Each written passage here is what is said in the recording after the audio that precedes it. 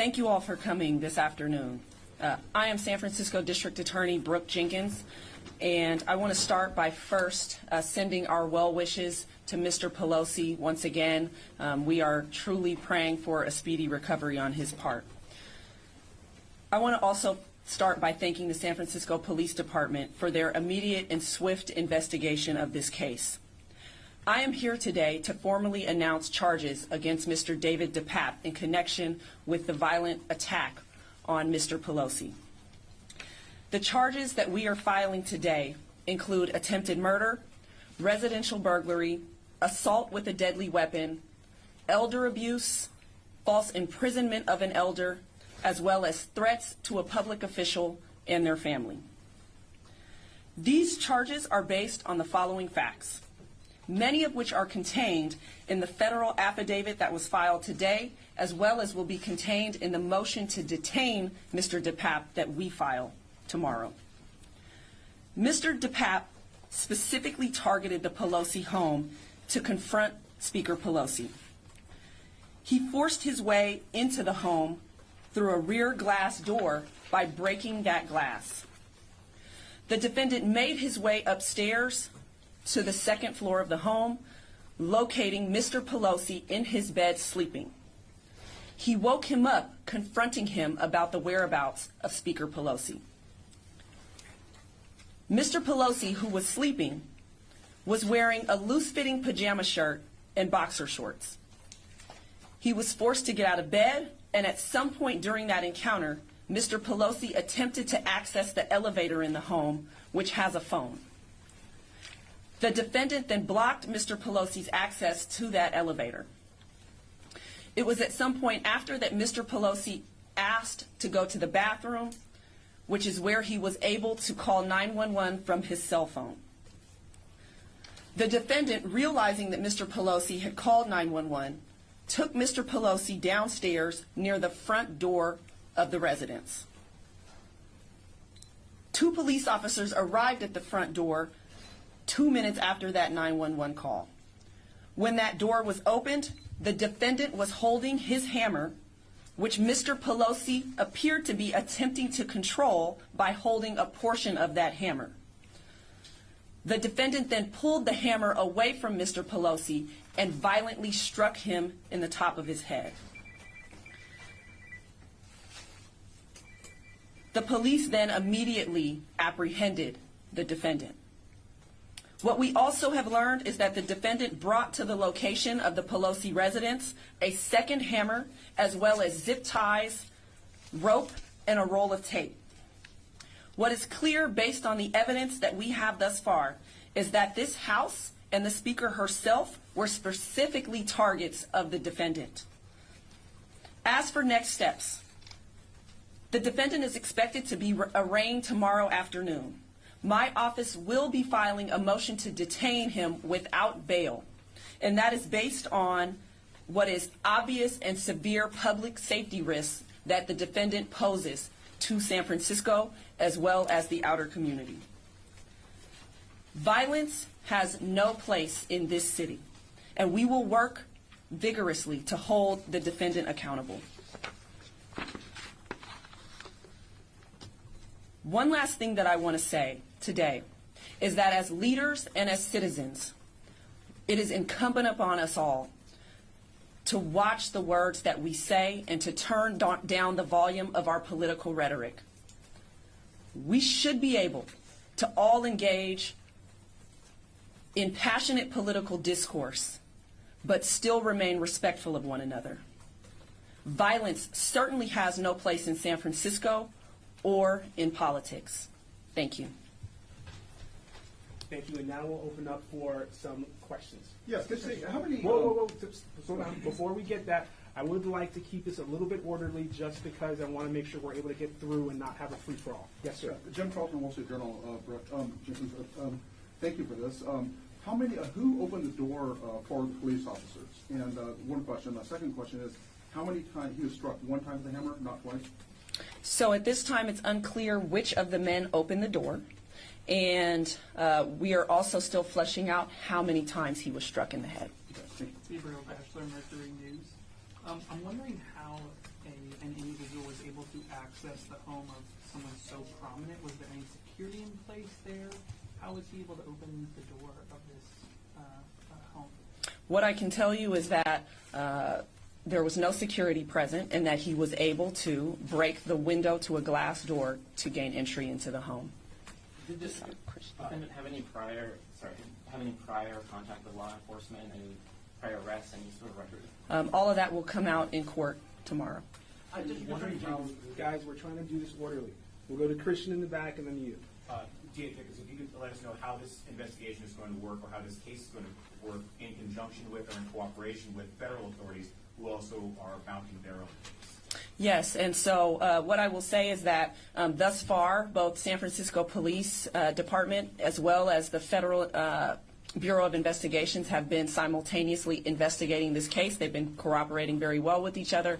We have been in touch with the U.S. Attorney's Office. These will be parallel prosecutions, and we will work to make sure that both move forward successfully.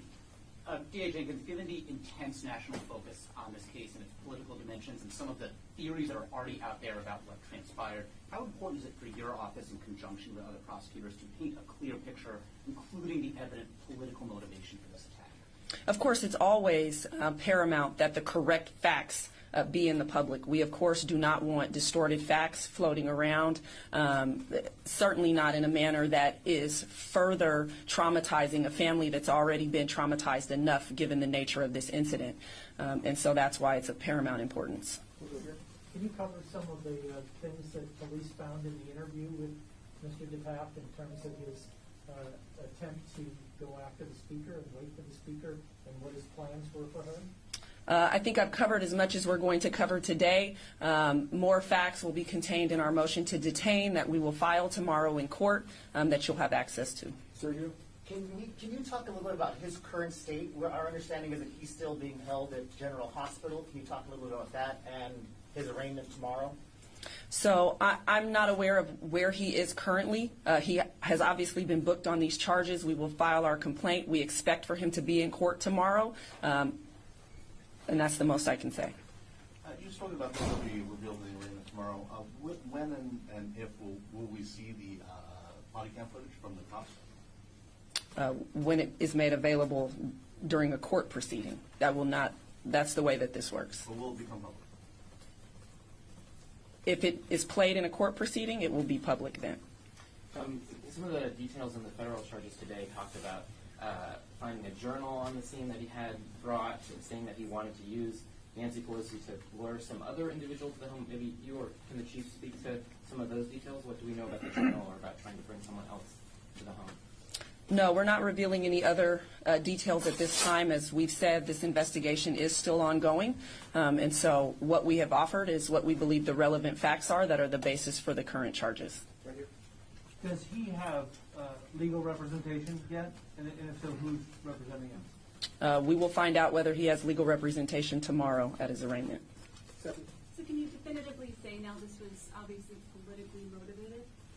Yes, it appears as though this was based on his statements and comments that were made in that house during his encounter with Mr. Pelosi, that this was politically motivated. The evidence suggests it would go as far to say it was an assassination attempt. What I will say is that he was looking for the speaker at the time that he entered the home. Of course, the federal affidavit contains a bit more information about other things that motivations that he's expressed, but he certainly did enact what we believe is an attempt to murder her husband at the time that the police arrived. Blue jacket.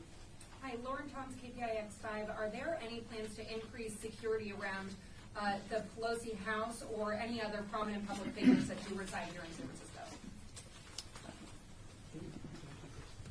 Excuse me. We are working with the Capitol Police, and as of right now, yes, the San Francisco Police Department is assisting with security. We will do whatever is necessary, and we'll sort out whatever we need to sort out in terms of what happens long term. But right now, we want to make sure that people are safe, that they feel safe. I mean, this is shaking a lot of people, and we want to make sure we do what we can. So yeah, we're working with the Capitol Police on that, and there is a presence right now in a San Francisco Police Department presence as of right now. Quick follow-up. I try to keep this orderly, guys. We do one quick follow-up, then we'll go to AP. Then we'll go to you behind AP, and then we'll go back to you. You already have some. Thank you. Quick follow-up, Chief Scott. Can you speak to how the responding officers are doing? You mentioned that this was, of course, an event that would shake people up, a pretty chilling event. Well, they're on a day off. That's a good thing, getting some rest. But, you know, officers, unfortunately, are exposed to this type of thing day in and day out in their careers and throughout their careers. It's traumatic for us as well.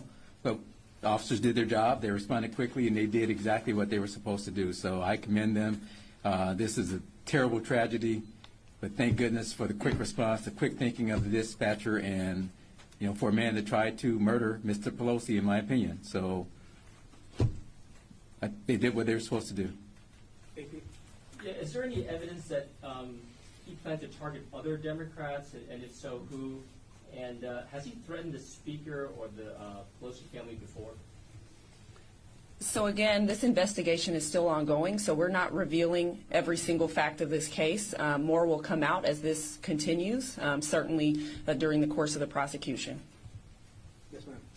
Jenkins, this is Juliet Vargas Jones with CNN. Do you see this as an incident of domestic terrorism? Right now, all I can comment on is what's before me, which is what I believe is an attempt to murder Mr. Pelosi, as well as the other charges that we listed, which we do believe were politically motivated. Like I said, this is very much still an ongoing investigation. It has only been a few days since this happened, and so I believe more will come out, both to the public as well as to us as this investigation continues. How was he injured, and what happened? What was the injuries? Mr. DePape? I cannot comment specifically on his injuries. Cheers. This question is for Chief Scott. Chief, why isn't there an MOU or some sort of formal agreement between SFPD and U.S. Capitol Police? There may be in the future, but currently there is not. And we have worked with Capitol Police before. If they have a need and we can help out with that need, we have done that in the past. So what I can say is right now, we're there to assist, and we are there helping our Capitol Police partners right now. If I could just follow up, can you describe how you were helping them in the past? What did that look like? Well, we've had postings at the Pelosi residence in the past. I mean, these threats aren't new. Let's be very clear. And unfortunately, this is the era we're in. And we've assisted in the past at their request, and we have worked with Chief Manger and his department, and we're assisting right now. So I will leave it there, and the Capitol Police have asked us to refer any security questions to them, but I wanted to be transparent as I can be about a clear understanding that we are assisting right now. Are you in charge Okay. to change that with the MOU? Thank you. You've got a lot of follow-ups in there. We're going to go to you, and then we'll do 2 more questions. Yes, ma'am. Thank you, Pilar with Telemundo, Channel 48. What kind of sentence does he face if he's found guilty of all the charges, Currently, he's facing 13 to life. Sergio, and then Ken will be the last question. I guess what's most disturbing about this, obviously, is that it's not just targeting her, right? It's family members. Can you talk a little bit, can you offer any kind of assurance to people? I mean, there's a lot of people in this city who, we have senators and governors who come in, and vice presidents and family members. Can you talk a little bit about that, please? Yeah, of course. It's something that I will tell you unnerved me as a political figure in this city. I think we've gotten to a point where we know that there have been tragedies in this very city of political leaders in the past. And so it's something that we have to take very seriously, and it's very sad to see that we are once again at a point in history where people believe that it's okay to express their political sentiments through violence. And so I think it really demonstrates that we have to calm things down. We have to decide that we are going to be more respectful as an American society, that it's okay to disagree, but it certainly is something that has unnerved us all.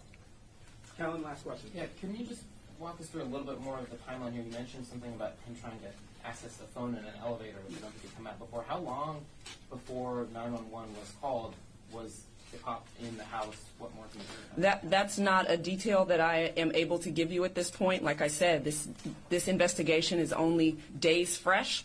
We are still flushing all of the specific details out. Thank you all for coming. We really appreciate the time. Have you heard anything on his Thank you. condition, That by was the the way, last Mr. question. Pelosi? Thank you. That was the last question. Thank you. That was the last question. That's for We the really family to appreciate it. answer. Thank you. We really appreciate it.